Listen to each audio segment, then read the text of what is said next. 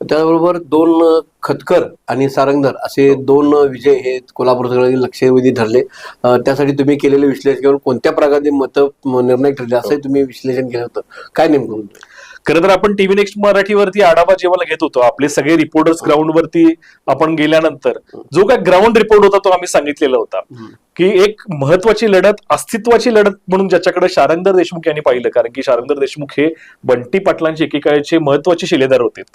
त्यांनी विधानसभा निवडणुकीनंतर शिवसेना शिंदे गटामध्ये प्रवेश केलेला होता आणि बंटी पाटील यांनी जोरदार फिल्डिंग लावून त्यांचा कशा पद्धतीने पराभव करता येईल यासाठीचे प्रयत्न केलेले होते आणि उमेदवार सुद्धा तगडा दिलेला होता राहुल माने यांच्या रूपामध्ये, जे स्वतः सुद्धा माजी नगरसेवक होते.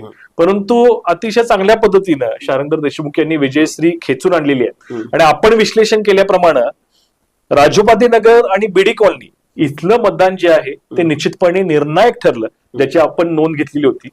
ते निर्णायक मतदान ठरलं आणि जवळपास 2,500 ते 3,000 लीड घेऊन शारंगधर देशमुख या ठिकाणावरून विजयी झाले.